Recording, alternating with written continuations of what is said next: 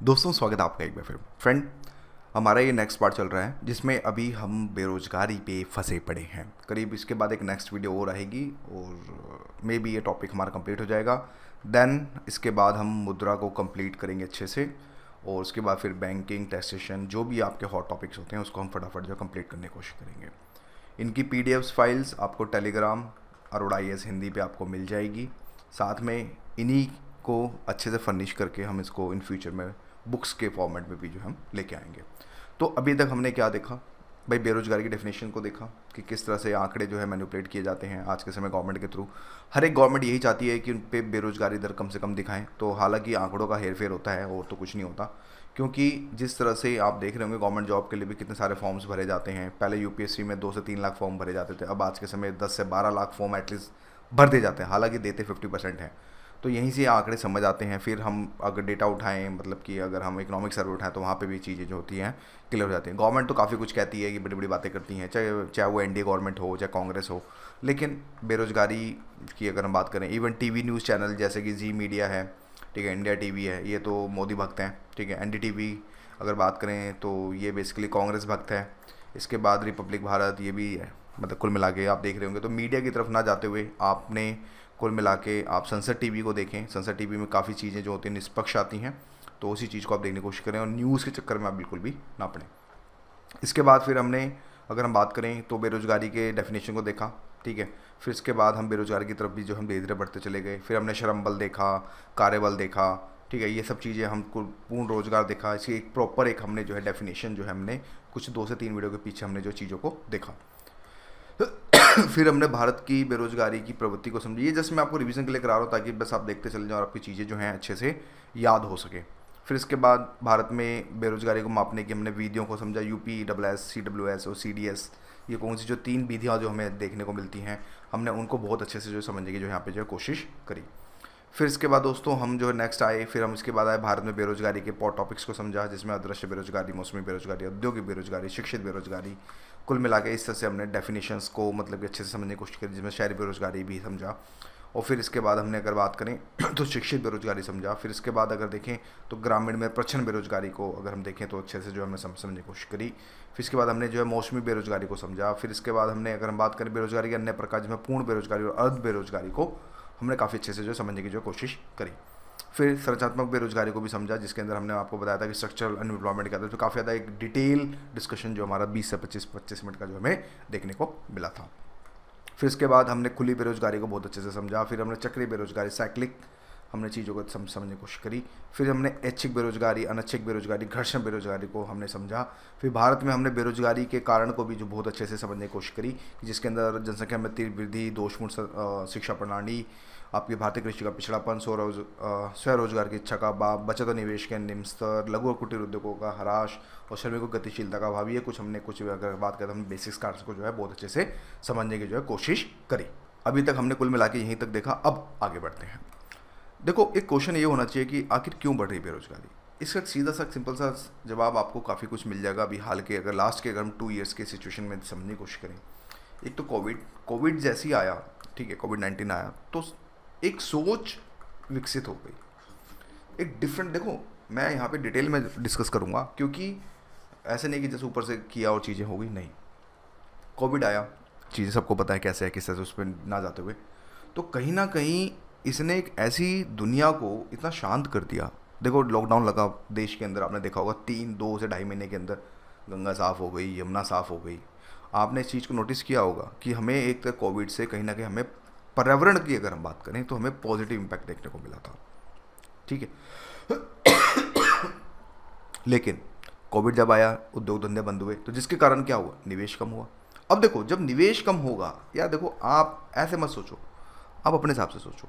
मान लो आप जॉब कर रहे हो, आपके पास मान लो आपके बैंक में 1 लाख रुपए हैं। आप सोच रहे हो यार ठीक है जॉब कर रहे हैं, कुछ साइड में एक छोटी सी साइड इनकम भी अगर आनी स्टार्ट हो जाए तो बढ़िया रहेगा।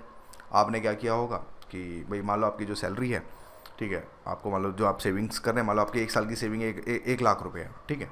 अब 1 लाख रुपए अगर हैं तो अब मान लो भी आप या तो कोई उद्योग बिजनेस छोटा सा कोई शॉप डाल लोगे, या फिर कुछ इंटरेस्ट पे पैसे दे दोगे, या फिर हो सकता है FDI करा दोगे, जो भी है, मतलब ये सारी चीज़ें जो हमें देखने को मिलेंगी।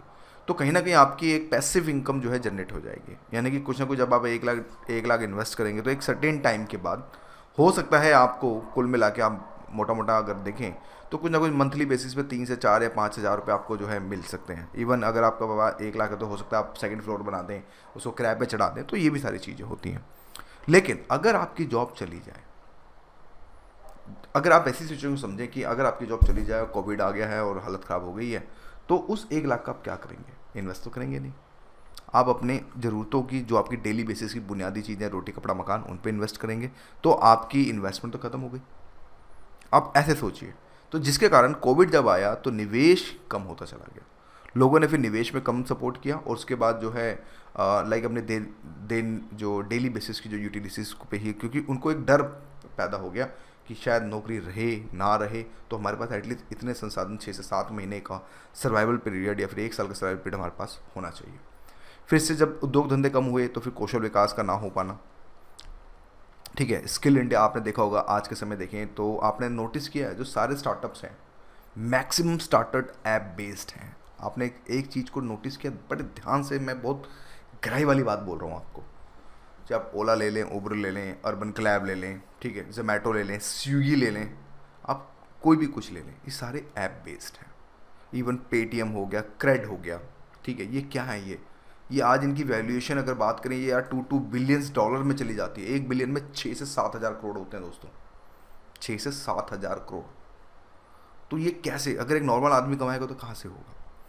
तो उसके कारण जब कौशल विकास ना होगा तो अगर, तो ये भी एक रीज़न हमें जो है कुल मिला के देखने को मिला। फिर ऑटोमोशन भी हमें जो है देखने को मिल रहा है, क्योंकि ऑटोमोशन से क्या हो रहा है भाई, जहाँ पे 4 आदमी चाहिए वहाँ पे 1 आदमी कर रहे हैं, वहाँ जहाँ 100 आदमी चाहिए वहाँ 1 आदमी कर रहे हैं, क्योंकि मशीनों से सारी चीज़ें हो रही हैं। अगर आप ब्रिटानिया की फैक्ट्री को विज़िट करें, आपको ये पता चलेगा, सिर्फ एक आप चीज़ें फिक्स कर दो, बिस्कुट के बनने से लेके पैकिंग तक विद बॉक्स के अंदर सारी चीज़ें ऑटोमोशन होती है। मतलब उसमें किसी ह्यूमन इंटरफेरेंस का कोई भी, मतलब अगर हम बात करें तो मतलब इंटरफेयर नहीं होता। जब हम छोटे थे तो हमें लाइक ब्रिटानिया की फैक्ट्री में विजिट करने का टाइम मिला था, तो उसमें हम खुद शौक हो गए, हमें ये दिखाया गया कि सारी चीज़ें, एवरीथिंग इज़ ऑटोमेटिक। तो जब ऑटोमेटिक, वो काम जो हाथ से किया जा सकता था, लेकिन ऑटोमोशन की वजह से चीज़ें खराब हो गई। इसमें आईटी सेक्टर्स, जिसमें से अगर बात करें अगले 3 साल के अंदर जो है भारत में आईटी सेक्टर्स में 20 से 25% की कमी आने की आशंका जो है बेसिकली जताई जा रही है। ऑटोमोशन, क्योंकि रोबोटिक्स जब चीज़ें आ जाएंगी, जब एआई आ जाएगा, इंटेलिजेंस, आपका आर्टिफिशियल इंटेलिजेंस जब मतलब कि जब होगा, तो उससे ऑटोमोशंस आएगा, ऑटोमोशन से फिर चीज़ें खराब हो जाएंगी। फिर artificial intelligence, internet of things आदि की तकनीक से भी काफ़ी ज़्यादा बेरोजगारी की समस्या जो हमें जो है देखने को मिलेगी, राइट। तो ये सब चीज़ें के कारण अगर हम बात करें तो कहीं ना कहीं हमारे देश में बेरोजगारी की दर जो है बढ़ रही है। फिर उद्योग जगत में रोबोट के बढ़ते इस्तेमाल के चलते 2030 तक पूरे विश्व में 80 करोड़ लोग जो दोस्तों प्रभावित होंगे, ये ध्यान रखना। साथ में भारत पे भी जो है इसका जो है हमें असर जो है देखने को मिलेगा। यानी कि हमें ये भी पता चला कि उद्योग जगत में रोबोट के बढ़ते इस्तेमाल के चलते 2030 तक पूरे विश्व में 80% लोग प्रभावित होंगे, जिसका असर हमें भारत पे भी जो देखने को मिलेगा।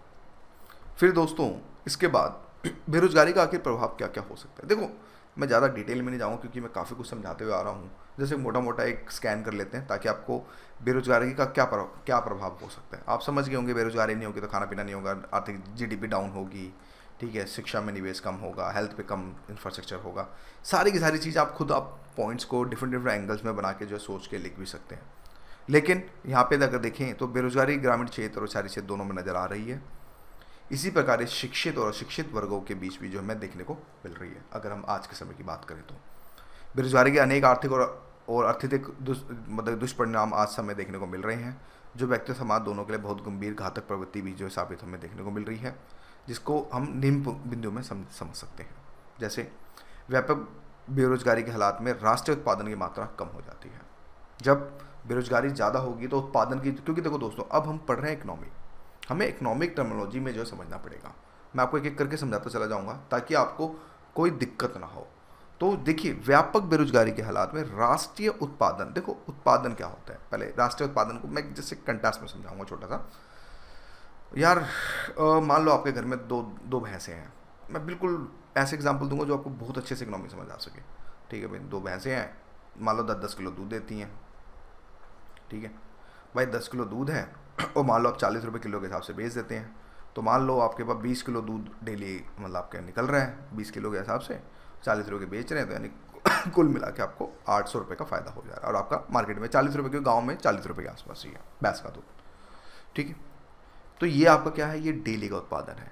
महीने का कितना हो गया, 800 इंटू 30, 8 का 8, 8 दूनी 16, 8 24, आपने 24,000 रुपये का दूध आपने मतलब बेचा और आपको उससे 24,000 रुपये की आपकी अर्निंग हुई। तो मंथली उत्पादन आपका कितना हुआ, 24,000 रुपये। तो ये जो आपने पैसे अर्न किए उत्पाद करके, वो आपका उत्पादन हो गया। ये हो गया आपका इंडिविजुअल स्तर पर। अगर इसको रास्ते में सोचो तो ऐसे कितने दूध वाले पूरे ऑल ओवर इंडिया में होंगे जो डेली बेसिस पे उत्पादन कर रहे होंगे, कितना कमा रहे होंगे, तो उसको हम राष्ट्रीय उत्पादन के तौर पे समझते हैं। लेकिन अब अगर व्यापक बेरोजगारी हो, यानी कि मान लो यार लोग बेरोजगारी इतनी कि गाय बेचनी पड़ जा रही है, उत्पादन नहीं हो पा रहा ढंग से, तो उस कंडीशन में राष्ट्रीय उत्पादन जो होगा वो कम मात्रा में यहाँ पे हमें जो है देखने को मिलेगा। तो जब कम उत्पादन होगा, मान लो भैया आप ही हो, 24,000 की जगह लेट्स सपोज आपकी एक गाय बिक गई, एक ही बची, तो आपका आधा हो गया। भाई मान लो 12,000 रुपये आप महीना कमा रहे हो, जो आप गाय से कमा रहे हो, भाई उसका खर्चे भी तो होंगे ना भैंस के। तो उस कंडीशन फिर आपका पूंजी निर्माण, व्यापार, व्यवसाय आदि बहुत ज़्यादा, भाई जब इनकम आदि हो जाएगी तो उस कंडीशन में क्या होगा, भाई डेफिनेटली आप भी कहीं ना कहीं दरिद्रता गरीबी की तरफ बढ़ना स्टार्ट होंगे, आपकी इनकम आदि हो गई, तो उस कंडीशन में क्या होगा, इसका कहीं ना कहीं आप पे काफ़ी बड़ा एक गहरा प्रभाव जो आपको देखने को पड़ेगा। तो उसके कारण फिर ये होगा कि कहीं ना कहीं प्रत्यक्ष प्रमाण जो हमें देखने को मिलते हैं।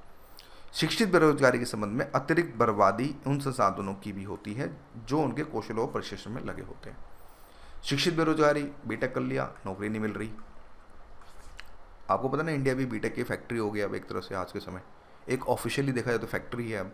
हालांकि काफ़ी लोगों को करीब मोर देन, आपको पता है ना, मैं आपको बता दूं एक डेटा ये कह रहा था कि मोर देन 75% से अब जो बीटेक के बंदे होते हैं वो अनक्वालिफाइड होते हैं। अनक्वालिफाइड मतलब उनके पास इतनी स्किल्स नहीं होती है कि एज एक बीटेक होल्डर के लिए जो चाहिए होती है। तो उसमें आप ध्यान से समझें, अब बंदे ने बीटेक किया, संसाधन की बर्बादी तो हुई। अगर वही संसाधन इस बंदे को जॉब भी नहीं मिली और ये हमारे देश पे एक बर्डन बन गया, एक देश पे हमारे जो कुल मिला के जो है बर्डन बन गया, तो उस कंडीशन में क्या हुआ, कहीं ना कहीं हमारे अतिरिक्त संसाधन जो है बर्बाद हुए। तो जिसके कारण इसमें कहने कौशल प्रशिक्षण में जो लगे होते हैं, अगर यही कौशल प्रशिक्षण अगर किसी और को देते, उसको अच्छी जॉब मिल जाती, कोई आईआईटी में सेलेक्ट हो जाता या फिर आईआईटी से निकालता, पास आउट होता, अमेरिका में जॉब करता, यूएस में जॉब करता, यूके में जॉब करता, तो उसमें फिर उसको क्या, तो वो डॉलर्स कमाता और इंडिया को भेजता, तो डेफिनेटली इंडिया का विकास होता। तो इसके कारण भी हमें शिक्षित बेरोजगारी में भी काफ़ी दिक्कतें हमें जो देखने को मिलती हैं। फिर सामाजिक सुरक्षा के अभाव में बेरोजगारी व्यक्ति प्राय चोरी डकैती और ये सारी चीज़ें होती रहती हैं। जब भाई नौकरी नहीं होगी, सामाजिक सुरक्षा अभाव होगा, तो फिर चोरी होगी, डकैती होगी और शराबखोरी होगी, आदि बुराइयों को शिकार भी जो है कहीं ना कहीं जो है हमें जो है देखने को मिलेगा। फिर दोस्तों इसमें और एक चीज़ और कि देखो, जब से आवधिक श्रम बल संरक्षण, देखो ये PLAS, ठीक है, FS, ठीक है, PLFS, ये 2017-2018 के इसके लेटेस्ट आंकड़े, ये वीडियो मैं 26 अप्रैल 2022 को बना रहा हूँ और अभी तक हमारे पास 2017-2018 तक के आंकड़े जो अभी हम ऑथेंटिक आंकड़े, देखो अभी आने टाइम में आंकड़े बहुत आएंगे आपके पास, लेकिन आपने आंकड़ों से घबराना नहीं, आना है, आपको याद करना है। ये आंकड़े जो होंगे वो सिर्फ आपको समझाने के लिए दिए जाते हैं, आपने आंकड़े याद नहीं करने हैं, ठीक है। तो आंकड़ों को लेकर ज़्यादा पैनिक मत होइएगा, जस्ट ओवरऑल देख लो, थोड़ा बहुत एनालाइज कर सको बस। में यहाँ पे इन कहने मतलब ये कहता है कि देखो इनका एक संरक्षण बल हुआ था, ठीक है भाई, PLFS का। उन्होंने ये बोला कि परिमाण इसके ये थे कि सार्वजनिक हुए, उन्होंने दिखाया कि भारत में बेरोजगारी 75 साल में सबसे बुरे स्तर पर है। ये इनका ऑथेंटिक डेटा है। वो ये कहते हैं कि सर्वेक्षण ये कहता है कि 45 साल के सबसे न्यूनतम स्तर पर हमारी अगर बात करें तो हमारी बेरोजगारी आ गई है, मतलब सबसे अधिक बेरोजगारी हमें देखने को मिली है। वो इसलिए देखने को मिली सबसे, मतलब कि ये इसमें ये देखने को मिली है कि क्योंकि देखो इसके पीछे रीज़न भी, अब इसमें मोदी भी क्या करेगा यार, देखो खुद सोचो भाई, ये कोविड वो तो लाया नहीं, चाइना ने दिया हमें, तो उसमें क्या करेगा फिर भी। हालांकि PM ने काफ़ी कुछ अच्छा भी किया है, लेकिन आंकड़े हमें ये बता रहे हैं कि कहीं ना कहीं लोग काफ़ी ज़्यादा बेरोजगार हो रहे हैं और चीज़ें जो खराब होती चली जा रही है। फिर इस रिपोर्ट के बाद देश में बेरोजगारी की वास्तविक स्थिति के बारे में जोरदार सार्वजनिक बहस भी जो हमें देखने को मिली कि भाई हमारी 45 साल NDTV वालों ने काफ़ी ज़्यादा, मतलब कि अगर बात करें तहलका मचाया, और अगर हम बात करें तो NDTV ने इसके खाल के इसकी उधेड़ी मोदी जी की कि भाई 45 साल में सबसे ज़्यादा जो गरीबी है हम बुरे स्तर पे हमें देखने को मिल रही है। फिर श्रम बल भागीदारी, देखो एक होता है लेबर फोर्स पार्टिसिपेशन। अब देखो ये जो सारा माल है ये पीटी के लिए है, ठीक है भाई। लेबर फोर्स पार्टिसिपेशन रेट क्या होता है, जिसको हम LFPR कहते हैं। LFPR को कुल आबादी में श्रम बल के अंतर्गत आने वाले व्यक्तियों अर्थात कहीं कार्य या काम की तलाश में या काम के लिए उपलब्ध के प्रतिशत के रूप में परिभाषित किया जाता है। यानी कि इसका मतलब ये हुआ कि कुल आबादी में जो श्रम बल हमारा होता है, श्रम बल क्या होता है जो हमारा 15 से 59, ठीक है। श्रम बल के अंतर्गत आने वाले व्यक्तियों, ठीक है, कहीं भी कार्य करते काम की तलाश में या काम के लिए उपलब्ध के लिए प्रतिशत के रूप में इसको लेबर फोर्स पार्टिसिपेशन रेट हमें जो है कहते हैं। देखो ये पीटी का माल है और आपने पीटी को लेकर बहुत अच्छे से जो है आपने करना है। अगर आप नहीं करेंगे तो चीज़ें खराब हो जाएंगी दोस्तों, इस चीज़ को आपने जो बिल्कुल याद रखना है। फिर कामगार जनसंख्या अनुपात ये होता है।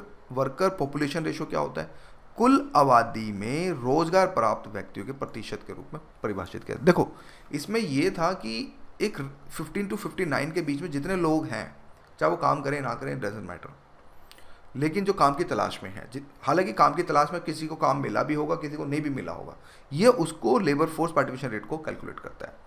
इसमें वर्कर पॉपुलेशन में ये होता है कि कुल आबादी में रोजगार प्राप्त व्यक्तियों का प्रतिशत, यानी कि फॉर एग्जांपल मान लो 50 करोड़ लोग हैं, मान लो भाई 25 करोड़ लोगों को, मान लो 25 करोड़ लोगों को हो सकता है काम मिल जाए, 25 करोड़ लोगों को काम ना मिले, तो जिसको काम मिल गया 25 करोड़, ये बेसिकली कामगार जनसंख्या अनुपात ही इसको जो यहाँ पे दर्शाता है। फिर बेरोजगारी दर क्या होती है, बेरोजगारी दर को इसे श्रम बल में शामिल कुल लोगों में बेरोजगार व्यक्तियों के प्रतिशत के रूप में परिभाषित किया जाता है। यानी कि 50 करोड़ में जितने लोग, मतलब कि जितने लोग अगर मान लीजिए होंगे तो उसका जो प्रतिशत होगा कि कितने लोग बेरोजगार हमें पाए गए हमारे देश के अंदर, तो उसको हम बेरोजगारी दर के तौर पे हम समझते हैं। एक बार दोबारा समझने की कोशिश कीजिएगा दोस्तों, क्योंकि देखिए ये ये पीटी के लिए चीज़ें इंपॉर्टेंट हैं, क्योंकि अगर आप पीटी के लिए अगर आप नहीं दामोदार करेंगे तो चीज़ें खराब हो जाएंगी। तो इसमें श्रम बल भागीदारी दल में ये होता है कि कुल आबादी में श्रम बल के अंतर्गत आने वाले व्यक्तियों अर्थात कहीं कार्यरत या काम की तलाश में या काम के लिए उपलब्ध के प्रतिशत के रूप में परिभाषित किया जाता है। दूसरा, कामगार जनसंख्या अनुपात वो होता है जो कुल आबादी में रोजगार प्राप्त व्यक्तियों के प्रतिशत के रूप में परिभाषित किया जाता है। और बेरोजगारी दर वो होती है जो इसमें श्रम बल में शामिल कुल लोगों में रोजगार व्यक्तियों के लिए प्रतिशत के रूप में परिभाषित किया जाता है। आपको आई होप चीज़ें जो होंगी जो बहुत अच्छे से, अगर हम बात करें तो बहुत अच्छे से जो है क्लियर हो गई होंगी। तो अभी तक हमने मोटा मोटा ये देखा। देखिए अगर आप इकोनॉमिक कर रहे हैं, मैं आपको एक चीज़ यहाँ भी बताता हूँ। देखो दोस्तों, किसी चीज़ को ना, देखो आप इकोनॉमिक की कोई भी बुक ले सकते हैं, ऐसा कोई मैटर नहीं है। अगर आप मेरे भी नोट्स अगर आप पढ़ ले रहे हैं तो साथ में NCERTs पढ़ लीजिए 9 to 12। देखो मैं इसमें ये भी बोलूँगा 9 से 12th क्लास की NCERTs आप खरीद लीजिए। मेरे नोट्स धीरे धीरे 2023 के लिए तो हैं ही वैलिड, ठीक है, तो आप इनको धीरे धीरे कीजिए। आपको नोट्स में दे दो, प्रिंट आउट लेके रखिए, चीज़ें बहुत अच्छे से आपको समझ आ जाएंगी।